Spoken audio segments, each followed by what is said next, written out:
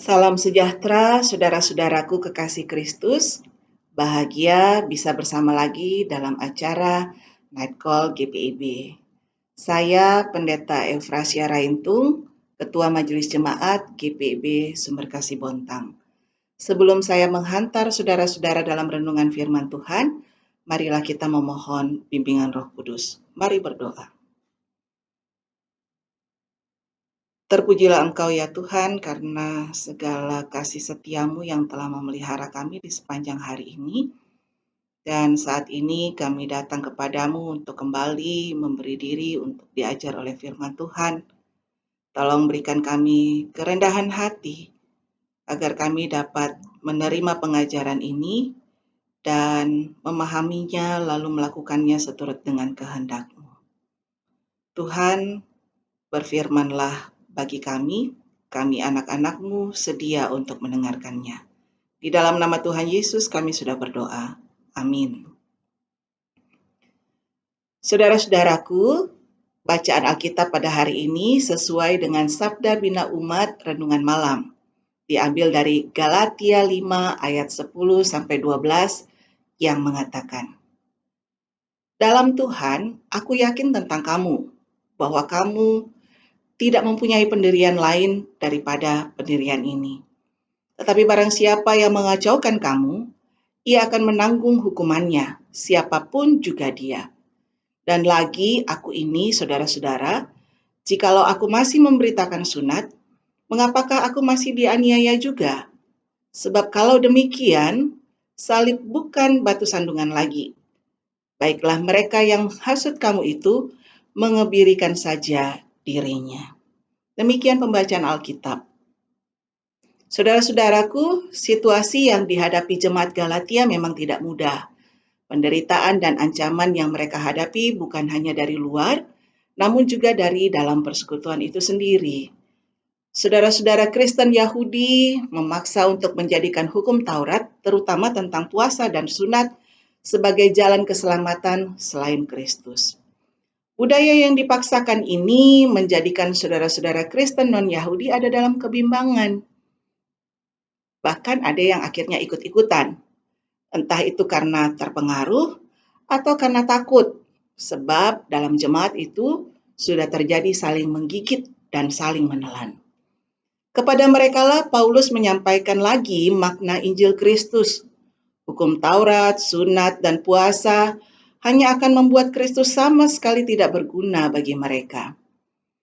Mereka lepas dari Kristus dan hidup di luar kasih karunia jika mengharapkan kebenaran oleh hukum Taurat. Paulus berharap dalam keyakinannya bahwa gereja Galatia tetap pada pendirian yang beriman kepada Kristus. Selanjutnya, Paulus secara tajam menegur dan mengingatkan para penyesat bahwa perilaku mereka yang menyesatkan itu akan mendatangkan hukuman bagi mereka tanpa pandang bulu. Penyesat-penyesat ini telah bertekad untuk menyeret jemaat Galatia yang lemah ke dalam dosa. Mereka berpikir bahwa mereka tahu pikiran Tuhan dan berhak bertindak atas nama Tuhan. Berbagai cara mereka pakai untuk memutuskan dan memuluskan penyesatan mereka, termasuk dengan menuduh Paulus sebagai rasul palsu dan bahwa ia masih mengajarkan tentang sunat. Tampak jelas bahwa penyesat-penyesat ini telah memakai peristiwa penyunatan Timotius atas permintaan Paulus di dalam Kisah Para Rasul pasal 16 ayat yang ketiga. Dan ini dipakai sebagai alasan untuk membujuk gereja Galatia supaya tunduk kepada sunat. Atas semua alasan ini, Rasul Paulus menegaskan penyangkalannya dan bahwa yang ia beritakan hanyalah keselamatan di dalam Kristus dan hukum Kristus, yakni hukum kasih. Argumen yang disampaikannya adalah penganiayaan yang masih dialaminya dan penolakan keras yang masih dilakukan orang-orang Yahudi terhadap Injil Kristus. Itu ada di ayat yang ke-11 dari perikop bacaan kita. Bunyinya, "Dan lagi, saudara-saudara, jikalau aku masih memberitakan sunat, mengapakah aku masih dianiaya juga? Sebab kalau demikian, salib bukan batu sandungan lagi." Paulus meminta agar gereja Galatia mengebirikan diri mereka. Artinya, diberi disiplin gereja berupa pengucilan sampai kepada pertobatan mereka. Saudara-saudaraku, baik sekali jika kita meneladani langkah Paulus untuk mengatasi para penyesat dengan pengajaran yang lebih intensif. Perlu kita menyadari bersama bahwa akar permasalahan yang mengakibatkan penyesatan bisa berkembang dengan lancar adalah pemahaman yang terbatas dan pemikiran yang tidak kritis. Semakin sedikit pengetahuan yang mereka miliki tentang Kristus dan kebenarannya, semakin mudah mereka disesatkan. Untuk itu, marilah kita memohon agar Kristus meletakkan di pikiran kita tentang Dia dan kebenarannya. Membaca firman Tuhan dalam bimbingan Roh Kudus, serta sering menyampaikan kebenaran firman Tuhan itu kepada semua orang, termasuk generasi muda saat ini.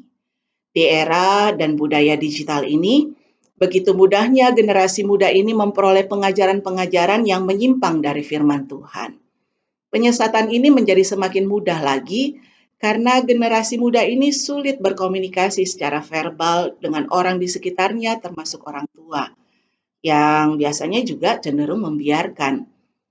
Marilah menghentikan kebiasaan kita memposting dan memviralkan hal-hal yang tidak membangun iman dan memberikan harapan-harapan palsu. Mulailah memposting dan memviralkan firman Tuhan dan pengajarannya yang memberi kekuatan di tengah kelemahan, yang mengurangi ketidaknyamanan di tengah penderitaan dan rasa sakit yang dialami, serta yang menyemangati untuk tetap berjuang di tengah-tengah kesulitan yang dialami, menjadi berkat di saat sedang bergumul. Tetapkan pendirian iman kita hanya kepada Kristus, dan lindungi generasi selanjutnya dengan pengajaran kita yang tiada jemu kepada mereka tentang Kristus dan kebenarannya. Tuhan menolong dan memberkati kita semua. Mari kita berdoa. Terima kasih Tuhan karena Tuhan telah memberikan firman ini bagi kami dan kembali mengingatkan kami betapa Engkau menginginkan kami terus ada dalam keselamatan. Dan ada banyak hal yang seharusnya kami sadari dan kami pahami tentang Tuhan. Tetapi kami suka memakai cara berpikir kami yang terbatas untuk mengukur pikiran Tuhan yang tidak terbatas. Ampuni kami yang seringkali menganggap diri kami mengerti tentang Tuhan. Padahal sebenarnya kami kurang memahami. Tolong kami agar kami boleh terus memberi diri kami ada di bawah bimbingan Roh Kudus, bahkan memohon kepadamu ya Tuhan, agar Engkau sendirilah yang menaruh pikiran-pikiran Tuhan itu di dalam pikiran kami. Kehendak-kehendak Tuhan itu di dalam kehendak kami. Agar apapun yang kami hadapi dan pengajaran apapun yang kami terima selanjutnya di luar dari kasih karunia Tuhan, semuanya dapat kami lawan dan kami atasi dengan pendirian yang teguh pada iman percaya kepada Tuhan. Kami juga mohon berikan kami kesetiaan untuk mengajarkan semuanya itu kepada generasi muda, anak-anak kami, cucu-cucu kami, agar mereka tidak berjuang sendiri untuk meneguhkan iman mereka. Tetapi kami pun ada di sana ya Tuhan untuk menolong mereka.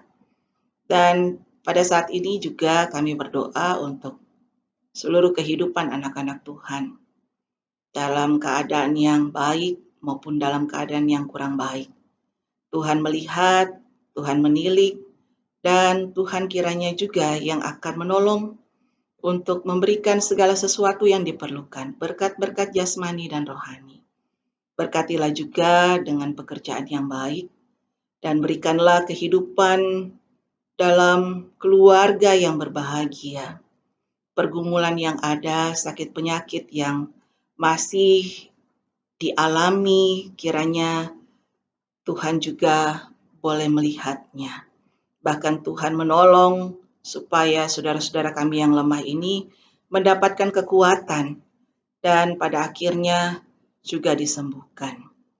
Hindarkanlah dari segala keadaan yang akan membawa kepahitan dalam kehidupan saudara-saudara kami ini. Buatlah mereka tetap percaya kepadamu ya Tuhan, dan kasih Tuhan tetap bekerja di dalam mereka. Kami juga mohon agar Tuhan boleh melihat setiap anak-anak Tuhan yang sedang mengalami kekurangan, entah karena belum mendapatkan pekerjaan, atau juga ada dalam pemutusan hubungan kerja, maupun juga sudah bekerja tetapi masih belum dapat memenuhi kebutuhan hidup yang ada. Tuhan, biarlah setiap orang yang ada di sekitarnya, anak-anak Tuhan yang ada di sekitarnya, mampu untuk melihat keadaan ini dan menjadi alat Tuhan memberkati mereka dan menolong mereka di tengah-tengah kesusahan. Dan saudara-saudara kami yang berduka cita karena kehilangan, karena orang-orang yang dikasihi sedang dalam keadaan sakit, Tuhan kiranya memberikan penghiburan, agar semuanya tetap ada dalam keadaan yang tenang, teduh, penuh dengan damai sejahtera dari Tuhan. Dan hadirkanlah kami semua ya Tuhan, untuk menjadi pendamping mereka yang paling tidak meringankan rasa sakit dan beban yang ada pada mereka. Dan kami mohon, pakailah kami Tuhan dengan segala berkat Tuhan yang ada pada kami, supaya saudara-saudara kami ini boleh dilayani dan menjadi lebih baik.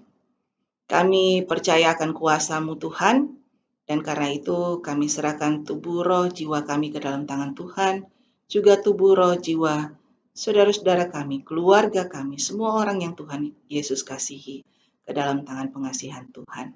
Berkati kami dalam istirahat malam kami, biarlah kami boleh ada dalam istirahat yang baik, yang dari Tuhan, dan tolong pulihkan kami. Dan jika Tuhan berkenan, besok Tuhan tolong bangunkan kami dengan kekuatan dan kesehatan baru untuk mengalami lagi berkat baru yang dari Tuhan. Terima kasih ya Tuhan, ampunilah segala dosa dan salah kami. Kami naikkan permohonan kami ini hanya dalam nama Tuhan Yesus yang adalah Tuhan dan Juru Selamat kami. Amin. Demikian saudara-saudara yang dikasihi Tuhan, Night Call pada hari ini. Tuhan Yesus memberkati kita semua. Salam sehat lalu.